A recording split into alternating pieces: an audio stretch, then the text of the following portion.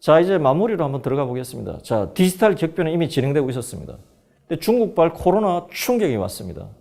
자, 이것은 바로 뭐냐? 변화가 가속화되는 것이죠. 그 전에 우리가 살고 있었던 가족 관계, 생활 방식, 그 다음에 이제 일하는 방식, 조직 구조, 사회 관계, 모든 부분에 있어서 이 디지털 격변이 오고 있었습니다. 근데 그것이 굉장히 가속화된다는 것이죠. 왜 가속화되느냐? 그것은 강요된 경험을 해보면서 그 부분에 있어서 우리가 느끼는 바가 있기 때문입니다. 예를 들어서 학교에 가서 학생들은 공부를 한다라고 생각했는데 가고 싶어도 못 가는 거예요. 왜? 이제는 뭐 학교 자체가 문을 닫았으니까. 자, 그 상태에서 온라인으로 한번 공부를 같이 해보는 겁니다. 안 해보니까 어색할 수도 있습니다만은 또 해보기 때문에 이게 이런 것이었구나 하고 깨닫는 측면이 있습니다. 깨달으면서 그 부분에서 새로운 기회가 만들어지는 것이죠. 회사에서 일하는 것도 마찬가지입니다. 직장 생활을 하면 그래도 팀장급이라도 되면 사람들 불러서 회의하는 게 나도 편하죠. 그리고 오프라인으로 화상회의를 하고 뭐 이렇게 한다는 것이 기술적으로는 가능할지라도 이 문화적인 거부감이 또 있을 수 있는 거예요. 근데 이제는 회사는 못 가죠. 그런데 일은 해야 되죠. 그러니까 소위 말해서 그런 솔루션을 활용해서 일을 해보니까 뭐 한계도 있지만 또 장점도 많은 겁니다. 이런 부분들이 소위 말해서 강요된 경험을 해보면서 변화가 가속화된다. 이것이 핵심이고요.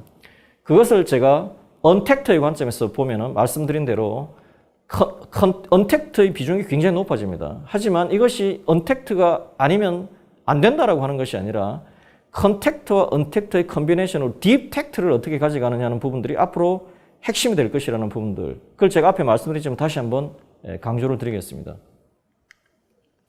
자, 그러면 이 기회, chance and opportunity는 어디서 올 것이냐? 결국은 이런 디지털 격변으로 새로운 사업 모델을 구상을 하거나 사업 모델을 재해석하거나 팬더 기타 같은 케이스, 제가 정육각 같은 정육점 케이스, 이런 케이스들을 제가 말씀드렸지 않습니까? 도미노 같은 케이스, 그 피자를 배달해서 먹는다는 그 단순한 사업을 그 주문하는 어떤 그 과정, 그 고객과의 관계를 맺는 그런 과정, 소위 말해서 커스텀 인터페이스라고 하는 것을 디지털 기술을 이용해가지고 완전히 새로운 개념으로 만든 이후에 그것이 이 회사를 완전히 다른 회사로 만들었잖아요.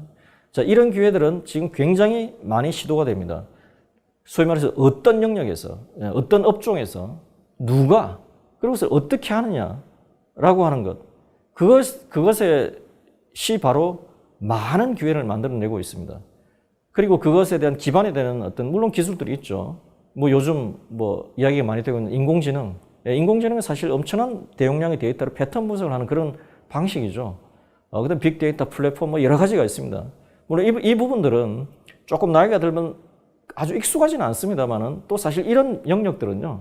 어떻게 보면 사업을 하는 비즈니스를 하시는 분들의 기본적인 개념만 갖고 있으면 이제 이런 부분들은 그렇게 대단한 첨단 기술이 아닙니다. 사실 아주 어려운 부분들, 그런 부분들도 물론 있겠지만 일반적인 AI 데이터나 이런 구조들은요.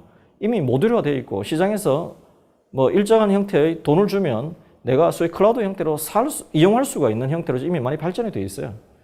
그래서 인터널하게, 즉 회사 내부적 관점에서는 디지털 기술을 딥텍트 관점에서 사업을 한번 재정의하는 것으로 해서 한번 코로나 이후에 어떻게 해야 될 것인가 한번 구상해 볼 필요가 있겠다는 거죠.